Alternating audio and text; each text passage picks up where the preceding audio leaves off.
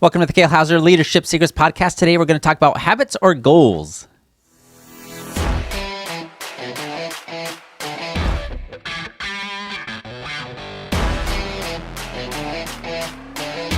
Hello, everybody, and welcome back to the Kale Houser Leadership Secrets podcast. My name is Kale Houser. Thank you so much for joining me today. I very much appreciate it, and I hope you're finding this podcast helpful in the tips and tricks that you are hearing.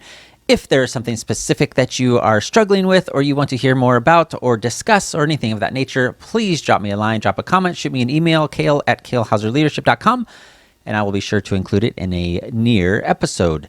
Hey, today I want to talk a little bit about the difference between habits versus goals.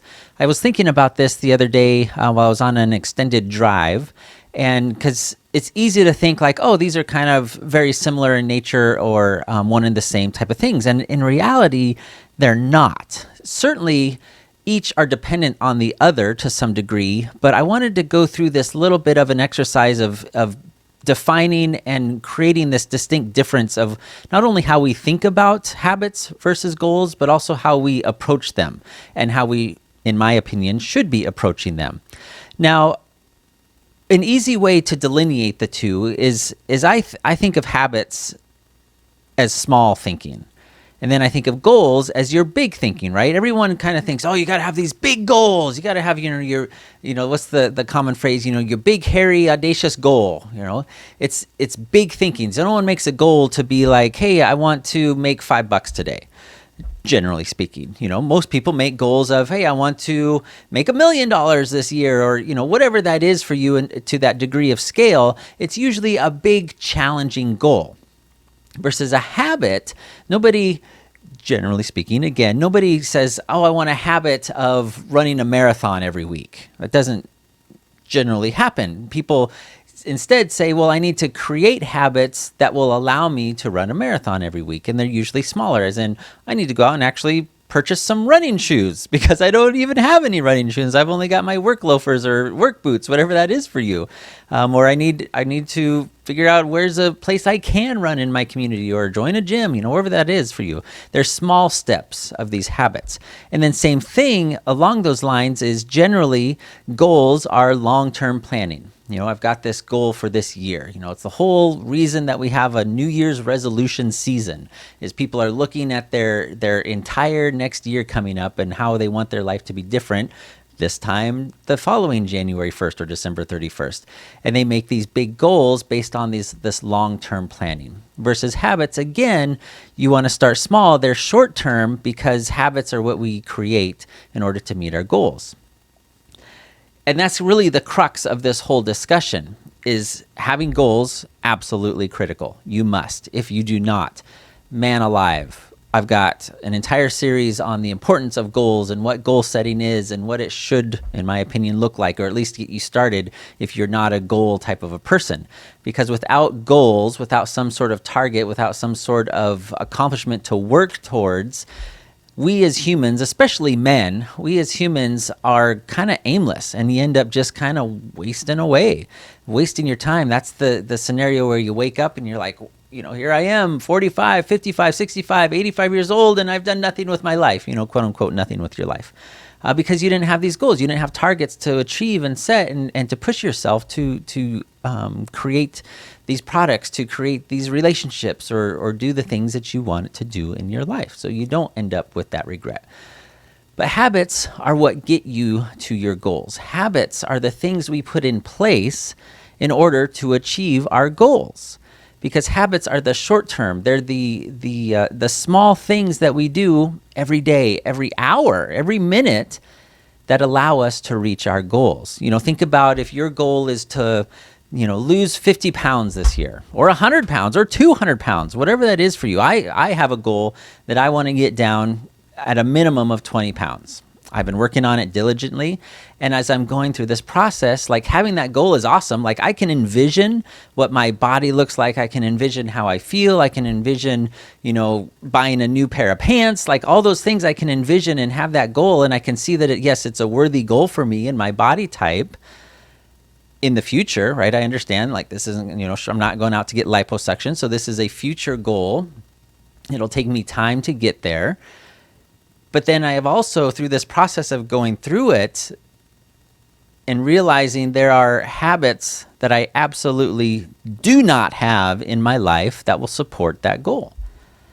And it was an interesting revelation for me, specific to this goal, is that, man, how on earth do I ever expect to achieve that goal, to lose these 20, 25 pounds, if I don't have the habits to support it? If my habit is not to drink water, but instead to drink Monsters? How is it if my habit is to, eat out greasy food or never eat vegetables because I'm not a fan of vegetables? Like, there are so many things habit-wise that I'm not doing that I'm starting to recognize that are not allowing me, or even making it possible within the realm of possibility, short of liposuction, to lose this weight, to reach this goal. And then on the converse, again, sticking with the weight loss theme, because that's a very common one in our society, without the goal of looking better, feeling better, being healthier, being able to, hang with my kids and run around the soccer field and all those things that losing this weight will allow me to do, without that goal and that vision of what my life looks like in a couple months or, next year, however long it takes, without that goal, it doesn't give me the motivation, the inspiration, the encouragement, the dedication and commitment to do the small habit changes and to make the habit changes that I know I need to make. You see how those are interdependent of each other? And I know this is, at least in my opinion, this is fairly basic, but these are two dots that I didn't really connect the correlation between them. You've got your goals on one end, and those are awesome. Those are great. You need to have them. But without the understanding of the habits that we have in our life, good and bad, directly influence whether or not we're going to achieve our goals, and vice versa. The habits we know need to happen in our life, for better or for worse, typically will not last without that big goal to drive us towards. And this is exactly what I'm finding in my life and in our business. I cannot expect to have an amazing, business or serve my clientele if I don't have the habits of being punctual, if I don't have the habits of, putting out this content, if I don't have the habits of bettering myself and bettering our processes in order to best meet our clientele. And they're one and the same, because my goal is to create this amazing business that is the go-to for small business leadership, no matter what field you're in. That you can come to Kale Houser Leadership, whether to our website, to this podcast, to the YouTube channel, to our social media, and at any given point, you can be like, man, that's a great tip. I hadn't thought about that before. Or that's a phenomenal reminder. Man, I got off track on that. And I can constantly bring these things to you to help you get better at your business, help you get better building your business culture and meeting and reaching your goals and the goals of your employees, because that's ultimately what we're here for. But I need to be able to see that goal for my business and put in place the habits, whether it be time management, whether it be, not getting distracted by every little thing that comes across my computer or my desk, being purposeful in my time and how I apply it, and the energy and the resources that I dedicate to different aspects of our business, right? All those things, I think we kind of all understand. Those small habits are what build to the goals. So I wanted to really just kind of encourage you to not think of these two things as distinctly separate. While they are, the actions are, they are absolutely dependent on each other. And because if you don't have one and you're trying to do the other, you're trying to create these new habits, but you have no goals, there's no reason to do the habits. Does that make sense? You might as well just status quo, whatever you were doing that was getting you by, because there's no reason to change the habits without the goals. And then the same thing, if you've got these amazing goals, you want to 10x your business, you want to meet the woman or man of your dreams, that future spouse, you want to start a family, whatever that is, you have this big goal.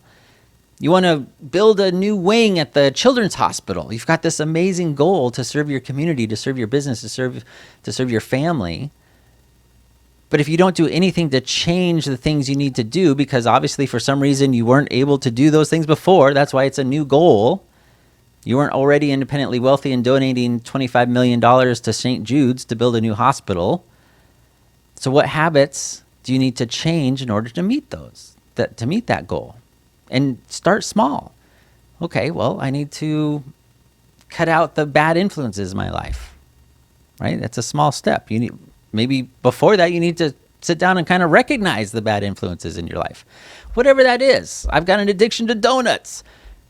Kind of hard to lose 25, 50 pounds. I'm not saying I do, but if you've got an addiction to donuts or smoking cigarettes, kind of hard to run a marathon if you're a chronic smoker, because your lungs just don't have the capacity to do so, at least not effectively. Does that make sense? I hope it does. I hope you kind of take this seriously in the form of, this is a double-edged sword that you really need to get both ends sharp, or both sides of it sharp, in order to the most efficiently and effectively, reach those goals. Because that's ultimately what we are designed to do, is set those targets and try to achieve them, and definitely go after them. Because you need to be setting goals that are worthwhile to do, which will in turn allow you to create the new habits to do so. And if you need help with that, if you need accountability with that, absolutely, please reach out. Please reach out. You can go to kalehouser.com. You can schedule a call with us on our calendar anytime. You'll get either Liz or I, or you can just shoot me directly a DM. You can leave a comment on whatever you're watching or listening to this on. And finally, of course, Kale at Kale Houser Leadership. You can shoot me an email. I would love to talk to you. I hope you're doing fantastic. I hope this was helpful, no matter where you're at in the world. Have a fantastic afternoon. Bye.